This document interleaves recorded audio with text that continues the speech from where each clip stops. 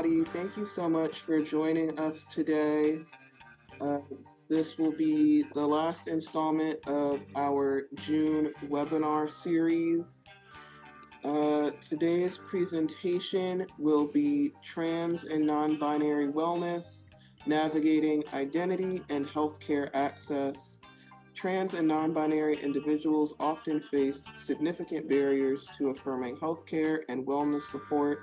This webinar centers the lived experiences of trans and non-binary people, offering insight into navigating identity, accessing inclusive care, and advocating for health equity. And today's presentation will be presented by Alex Cadillo. Here's a little bit about Alex. They work at Prevention Links as a bilingual prevention consultant for the NJ4S Union Hub. They have a Bachelor of Arts in Psychology from Brown University. During their time at Brown, they pursued their interests in psychology, philosophy, art, and community engagement. They have a passion for social justice, individual and community health and well-being, and studying human thought and behavior. Alex has worked across several disciplines, including academic research on health inequities, counseling in a substance abuse clinic, and activism for the LGBTQ+ community. In their downtime, Alex is interested in music, exercise, and spiritual practice. What drives them forward is the ever-changing landscape of working towards a world of peace, justice, and compassion. Without further ado, I will turn it over to Alex for their presentation. Whitney said this presentation is on trans and non-binary wellness. And I think it would be most helpful for us to engage in this discussion, this conversation through some guiding questions and whatever questions you may have as well. Again, chat, raise your mic, any form of communication really. But these are just the four I came up with that will be the majority of the content so that I prepared. First question is, what does it mean to be transgender and non-binary? The next is, what is transgender and non-binary wellness? What are barriers to transgender and non-binary wellness? And what can be done to support transgender and non-binary wellness? So I'll start us off with a question. Feel free to answer in the chat or speak up with your mic. What does it mean to be transgender? What does it mean to be non-binary? A definition, an experience.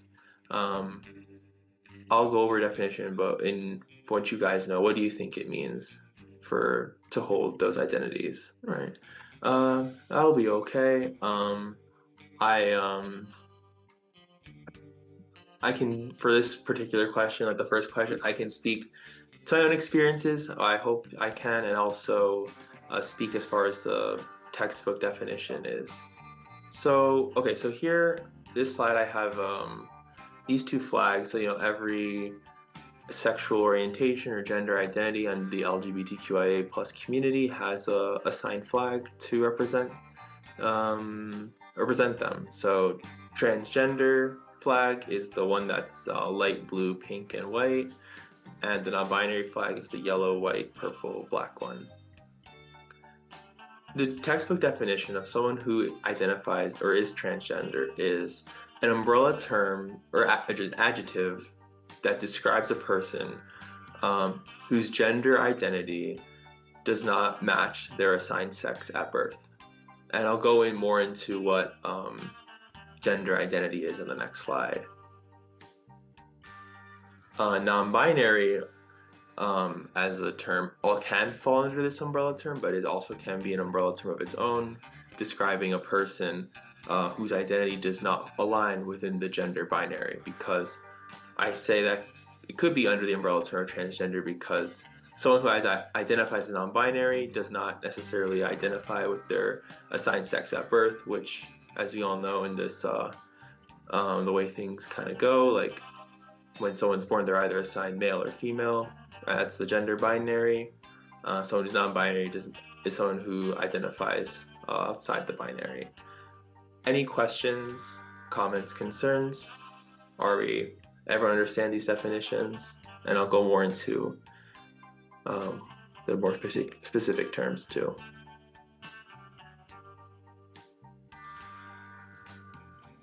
Okay. So here are some key terms to also keep in mind alongside what it is to mean transgender non-binary. Someone's gender identity. So it's something that's unique to an individual. It's their internal sense of their gender. It's a feeling and it's only known to them. So identifying as transgender or non-binary, gender fluid, gender queer, agender, gender non-conforming, all are examples of valid gender identities. So yeah, male, female, as well, or other. Gender expression is sort of a way in which a person can express their gender identity. So it's not the same as their gender identity, and it's not necessarily like a cause and effect thing. Like one gender identity means one gender expression, but it's unique to every individual as well. And this gender expression is an external presentation. So it can be someone's like makeup, hair, clothes, voice, mannerisms, gestures. It's the way to sort of affirm their gender. It's a gender affirming practice, and I'll go more into what that means. Transphobia is discrimination towards people who identify as transgender, and this isn't limited to microaggressions, exclusionary practices, and violence.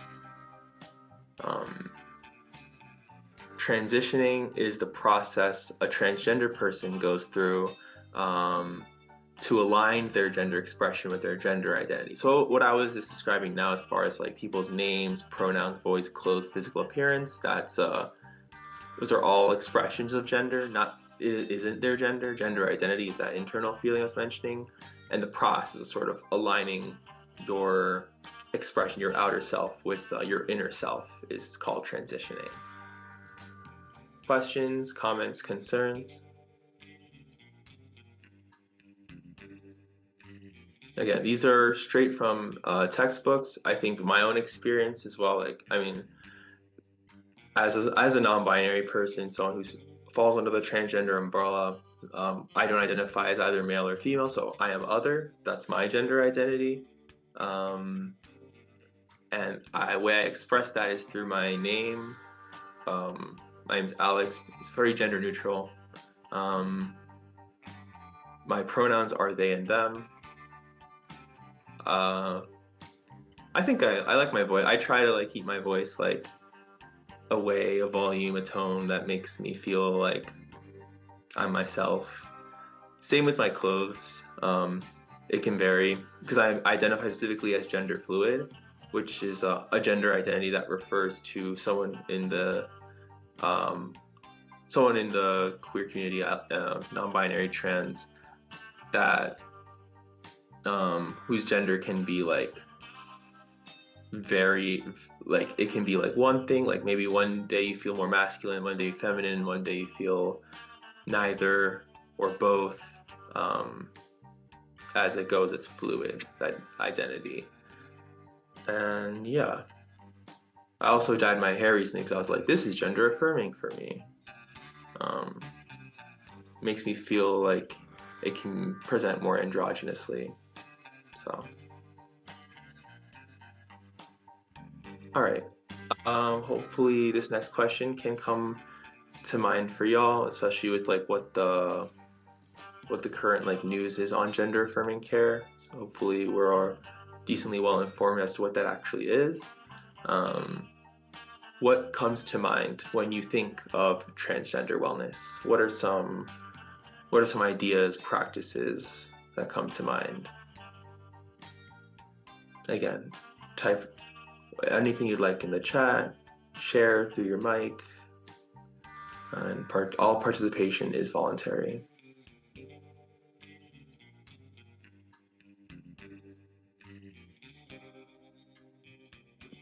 Right, in the chat we have,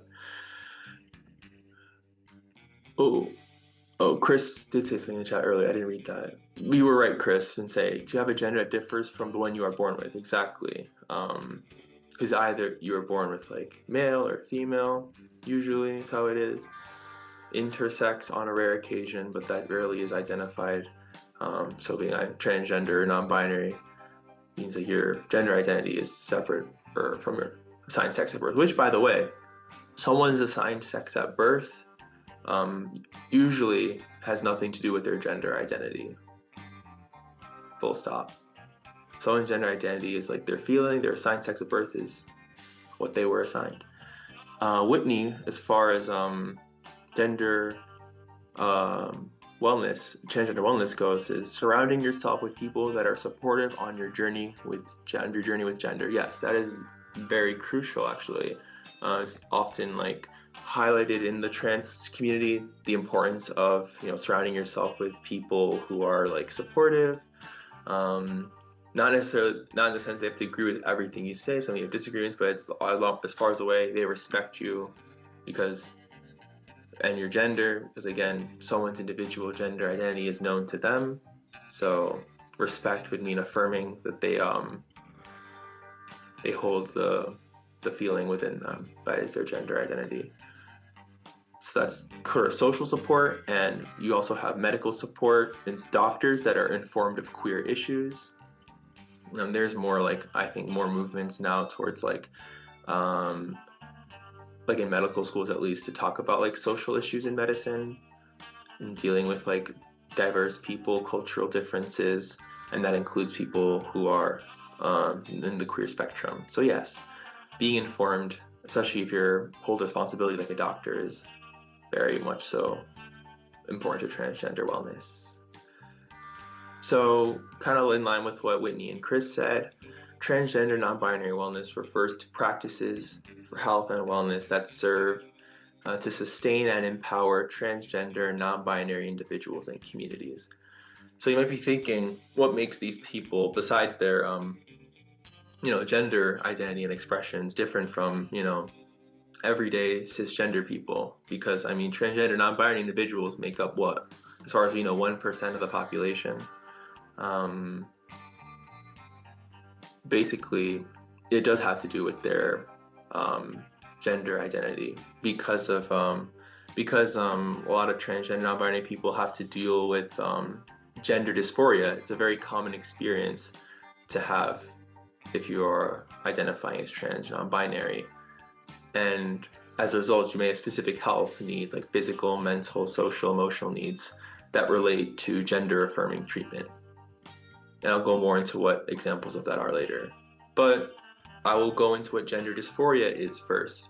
So something that usually happens within trans non-binary people, it's the feeling of distress that happens when a person's gender identity differs from the sex assigned at birth.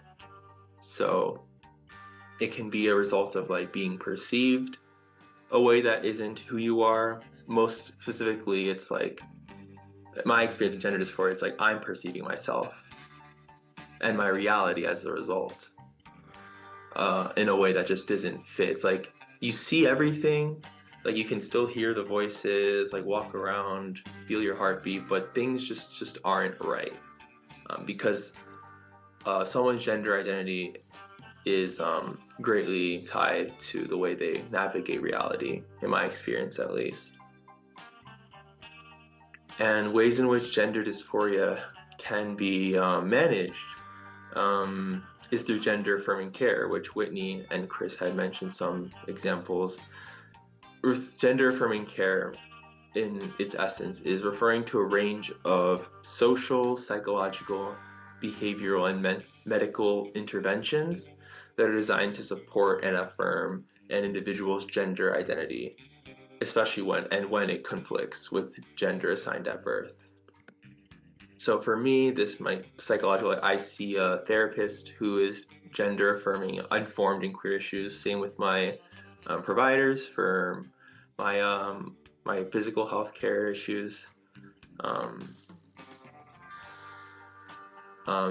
some people I know like go through many other processes, like social support, like they surround themselves socially, like with supportive people or families, and they engage in like, you know, sharing names and pronouns, which can also be gender affirming.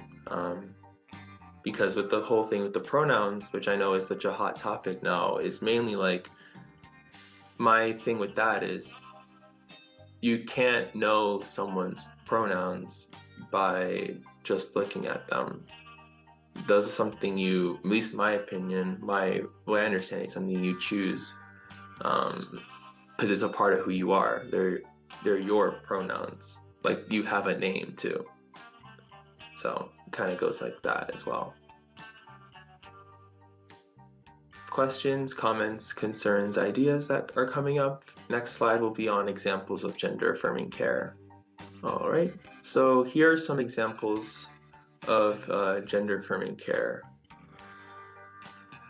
There is mental health support. Like I mentioned, I do see a therapist, a counselor who's gender affirming. Being gender affirming means, just like I mentioned, like being supportive and understanding and respectful and empathetic to the internal and external struggles that a transgender non-binary person might go through, especially when they are in the process of gender transition. So this, again, can be a physical, mental, social process. So having a therapist that's very intersectional and respectful, even if you don't necessarily like need to understand it, or is at least respect it, I feel is very gender affirming. Social support examples of gender affirming care relate to the resources and community support that individuals navigate, or the resources and community support that help individuals navigate their gender identity. So there's a lot of nonprofits.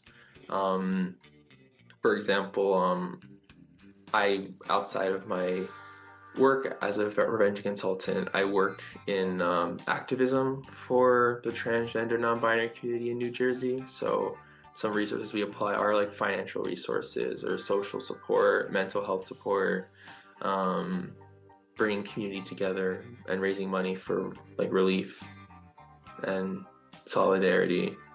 And that's all to like be a safe space and a supportive space and just a resource for people who are navigating their gender identity. Legal measures are kind of like under attack right now, but the ways in which these can be used or could be used to support individuals are through assistance with legal name changes and gender marker changes. These are just examples in which what works for certain people. Like for me, I guess I could change my name to Alex fully, but at this point it's like, for me at least, it's just I'm choosing not to. I think for me right now, the mental health support and the social support I receive and look out for has been doing a lot for me already. But you know, there's never such a thing as too much support. And then we have the gender affirming care services, which are the most under attack.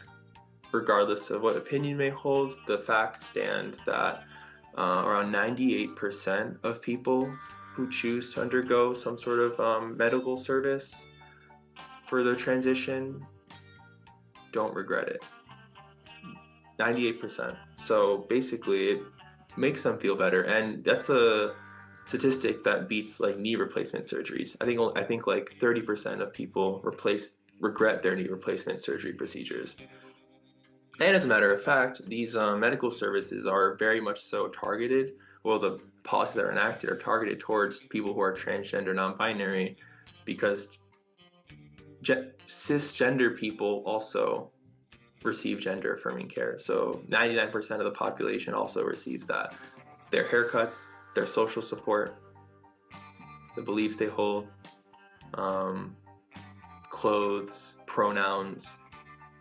Some people also seek out surgeries, like cosmetic surgeries, like body altering surgeries, and hormone therapy because of maybe that imbalance in testosterone or estrogen, or maybe they feel that they're not looking manly enough or womanly enough. So that is also gender affirming. So we can know that it does help people, regardless of what you identify as your gender. Everyone has a gender affirming practice, whether you know it or not. I'll leave this question for y'all then. What are some examples of barriers to gender affirming care? Think financial, think societal, systemic, individual, interpersonal barriers, psychological. The cost of specialized mental health resources. Yes, Whitney, my therapist is very expensive. I'm very privileged. By the way, if this wasn't a barrier, I would say that there'd be less people who are transgender who die by suicide. Around 50% of people who are transgender non-binary attempt suicide at least once. And I believe that the average Black trans woman in this country has a life expectancy of 26. I'll say that again. The average lifespan of a Black trans woman in this country is 26 years old. So it all intersects. And that's a great point as well, because yes, there are financial barriers. And I'll elaborate more on that as far as how that relates to the other barriers and receiving gender affirming care. I'll speak from my experience with this first one, burnout from advocacy and survival. A lot of the time it does feel like I'm fighting the battle for there's 30,000 people in New Jersey, at least, as far as we know, at least 30,000 people who identify as transgender non-binary. And most of those people, a lot of people, you have kids, you have the disabled, people who are medically restricted, people who are under attack mostly as well, especially if you're visibly trans. And so advocating for your own survival and just the right to exist will burn you out, especially when you don't have the necessary allyship from 99% of the world. I'm not saying that's all 99% of the world, but if someone is going to support the transgender non-binary community, they're most likely 9 out of 10 times someone within that community. So that's already a recipe for a lot of disillusionment, hopelessness, despair, mental health issues. Yes, disproportionately affected by mental health issues is the next point I want to mention. So we already know that I hope we know that mental health issues are no by means of personal defect. You just have them sometimes, like a diagnosis. I have my fair share of diagnoses, and I would like to say maybe it's not because I'm trans you're mentally ill, but again, you're just people who are in that community do get disproportionately affected by it, whether it's through complex trauma, discrimination,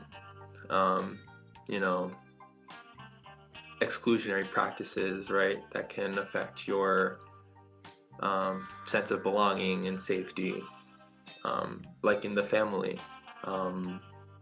There are supportive families. I've met a lot of supportive families of transgender children, but also a lot of families are tokenized or known to kick out their children for coming out as transgender. It's I wish it was a stereotype, but it's just the statistical reality. And same with social isolation.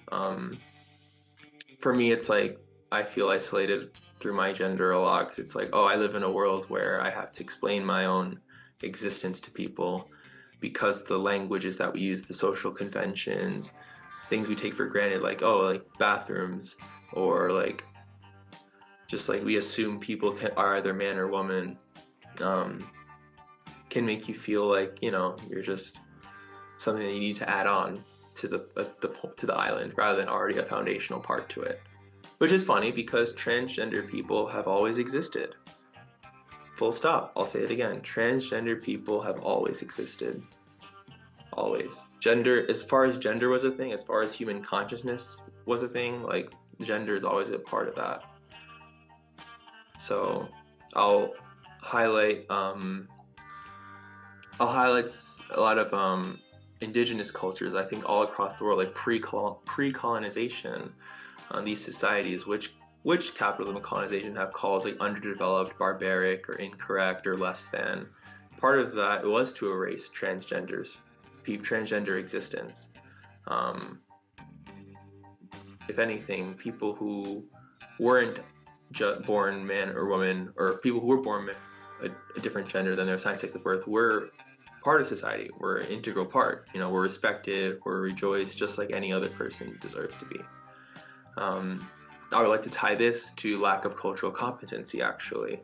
So again, like whether it's your lack of understanding of history, or respecting cultural differences, or just being intersectional, embracing diversity, that can all be show a lack of cultural competency, which I will say like also ties into educational and like institutionalized. I don't think that these systems were really made for having us be critically thoughtful or like inclusive of people from different backgrounds or ideas or beliefs or identities. Otherwise, I feel like schools and institutions would be a lot more accepting and like accountable for when people make a mistake about like racism or homophobia or ableism, transphobia, things like that. So insurance exclusions and financial barriers. So yes, one thing I like to say is that like it's expensive to receive like mental health support or like medical support. Like I know like certain like surgery procedures or hormone therapies can be under insurance, but it's a real hassle to get on them, for one thing. If anything, the weird thing is that like you kind of have to like not my experience. I haven't reached out to my insurance company for any support like that. But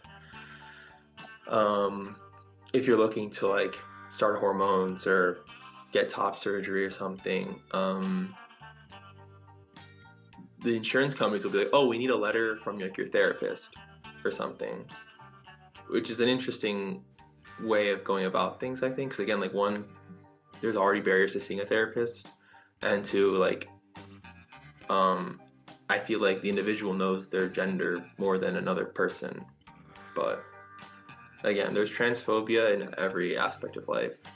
So there's also such a thing as internalized transphobia. Just because I'm transgender or non-binary doesn't mean I'm free from any transphobia or transphobia, whether it's my participation in the system or my own unchecked biases.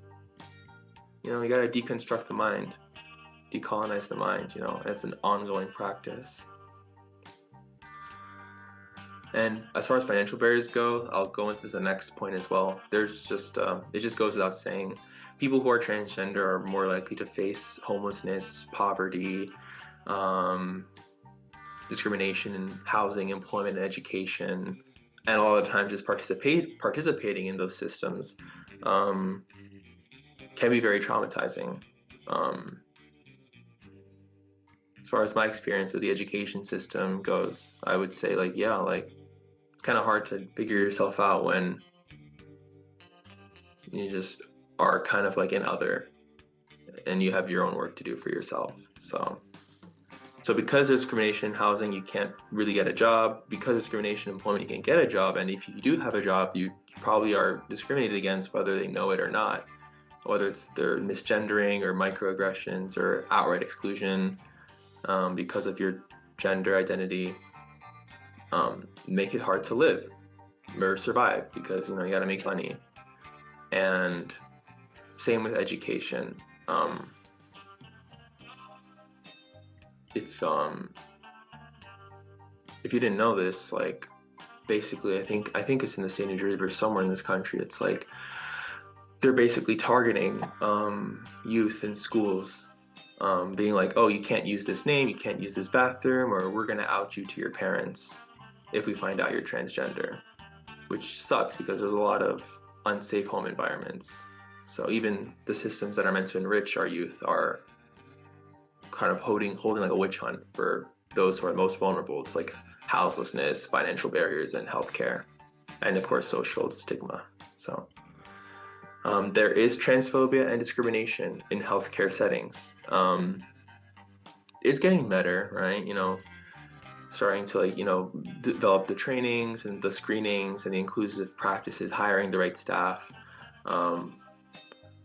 But yeah, a lot of healthcare institution practices and like med school stuff, all the stuff that feeds into the institution of like big pharma, big healthcare is like kind of rooted already in like oppression. So definitely racist, definitely sexist. Um, why not transphobic at that? There's legal and documentation issues. So if there is like a mismatch between like your documents, like, oh, but this document says you're this gender, this that. Like one time I was in the pharmacy, like they didn't give me my meds because on one paper it said I was male, but then the other paper it said I'm non-binary. So I'm like, are you for real? Like, I mean, at this point, like here's a gender affirming care lesson. Sometimes you just have dark humor and you just laugh at the pain that you feel that isn't validated. So if anyone wants to share that with like a trans non-binary person they know, that's something I use at least for myself. But yeah, definitely like having your documents in order, knowing your rights as a legal citizen, even if you, well, if you're undocumented then. But yeah, when you're trans and non-binary, especially if you're trying to advocate for yourself, which again leads to burnout, can be a barrier to wellness. Definitely like, you know, knowing your way around the system as much as it tries to push you down, like trying to use it to bring your best foot forward. Sometimes it's just not possible. Like I'm coming from a very privileged position, like socially, mentally, economically, employment, housing. So I don't speak for all transgender, non-binary people, definitely not. But because especially you gotta think that there is a lot of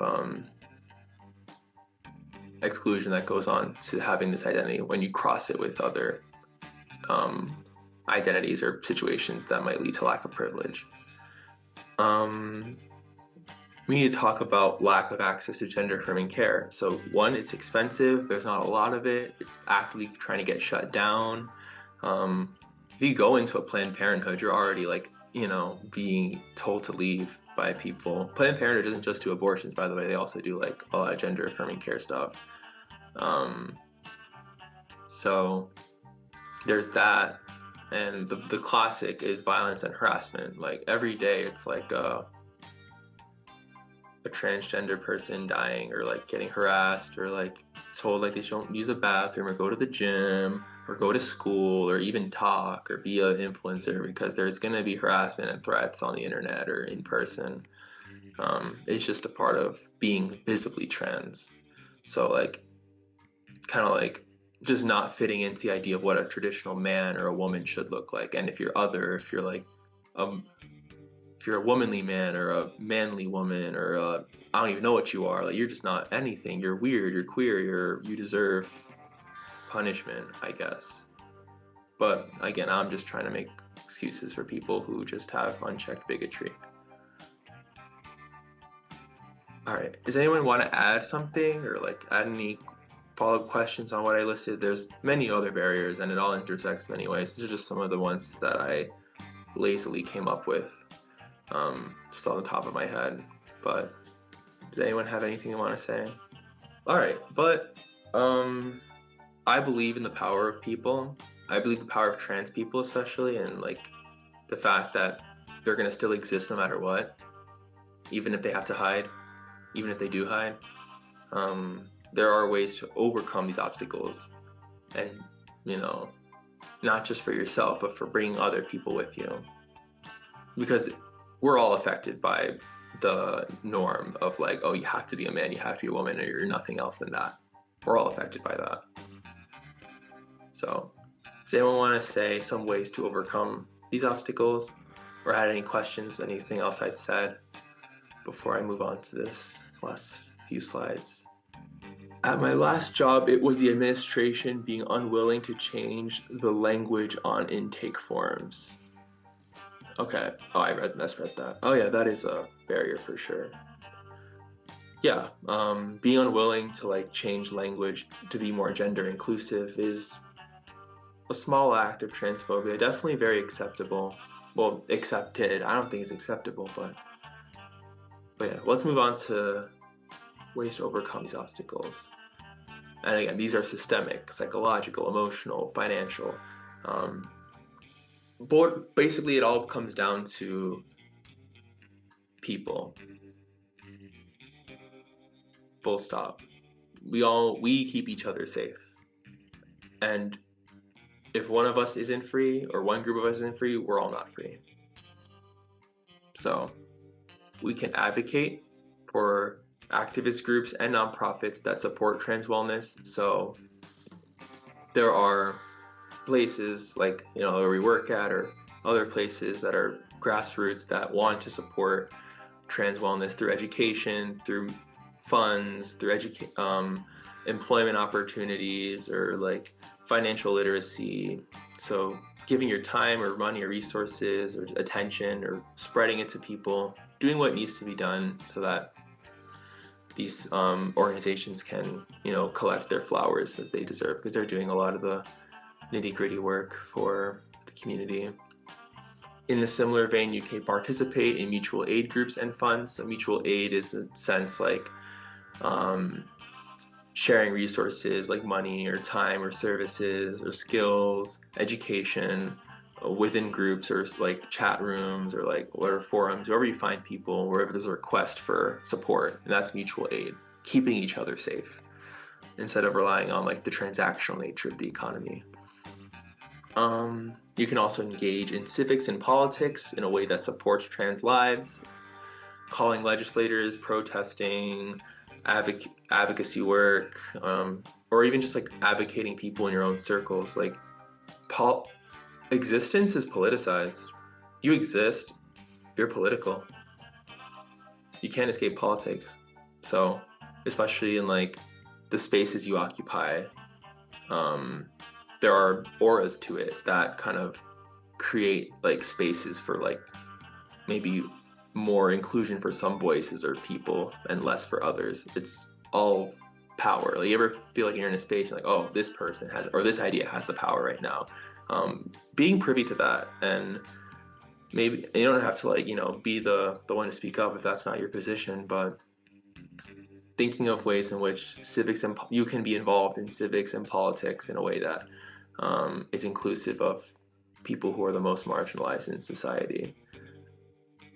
Part of this is through educating yourself and others on these issues and wellness. So the history of trans liberation or oppression, or like ways in which wellness is practiced and how it's needed and helpful, deconstructing the biases and the propagandas that the propaganda machine has fed you, whether it's social media or the government or bigoted people. You don't necessarily have to say that they're just wrong. Just think about, or maybe you don't think they're wrong. I think they're wrong. But I think it's important to come from a place of curiosity and not questioning what you believe, why you believe things, what they are. That might be something to think about. Being creative in spaces that you occupy in which you can make them more trans inclusive. So again, like, I have the privilege, for example, of being male passing. I get called a he all the time, much to my chagrin. But that means that men are more likely to like listen to me or respect me because of the way I look, which is another problem, obviously, with society. But being creative and being like, hey, like, just the way in which like you wouldn't allow a man to like disrespect women in a space, like in a video game chat room or an Instagram comment section, or even mainly just like, in-person spaces, just being like, hey, there are consequences to this behavior, rather than letting it like exist as the norm, so it's less inclusive. These are all ways that fall under the umbrella of active allyship. Allyship is a choice. It is an active thing. It's using your voice, your time, your resources, your life sort of equitably, to respect and be empathetic of the transgender non-binary population. So just like with any other marginalized group, I think exposing yourself to different perspectives, having these conversations, listening to people and what their wants and needs are, rather than like tying it to a bias or a projection, it's great allyship, So you don't have to be like the nonprofit leader or like the money person. Sometimes allyship, the best allyship is just being a friend. And it's all kind of goes back to using your privilege for good, which I hope to do in my life. My time, my resources, my money, the power I hold, working within the system the ways I can, because it is kind of like a game. So just doing what you can with the politics, with the power, the resources. So not just that lives can be protected now, but that future lives have the opportunities to be their best. So I'll conclude with these remarks and then we'll have some room for questions. But basically, if you didn't know from the tone of my voice, queer, trans, and non-binary people are in danger. I'll say that again. Queer, trans, and non-binary people in this country are in danger, especially those who are BIPOC, disabled, undocumented, underprivileged in any sort of way. Like I said, these people exist only for 1% of the population, and to complement that, their right to exist and thrive cannot be fought alone. It's if the majority rules, then, well, again, think about that. Why do we adopt the belief that majority rules all the time? Access to gender-affirming care is at risk, and laws and policies are being enacted to make surviving even more difficult for the trans community. What are ways in which we can combat this? Through allyship. Anyone can practice allyship. It's a choice. And the signs of a good ally are respect, communication or understanding to communicate, and empathy. Thank you all so much for giving me the chance to speak with you about transgender non-binary experiences, wellness, barriers, and ways moving forward. If there are any questions on anything you may have, something you're unclear about or unsure of, even if you don't know how to word it, that's fine. You can come to me after, or just say it now. Anything that's on your mind or a comment. Thank you so much, Alex, for that very informative presentation. If you would like to show your support for Alex's presentation and offer some feedback, I put a link in the chat. All submissions are anonymous, and it greatly helps improve our presentations in the future. If you would like to follow up with NJ4S and what we're doing, you can follow us on social media at NJ4S Union across social media, and to keep up with what we are doing in the community. Please keep a lookout on our social media for information on our webinar series for July.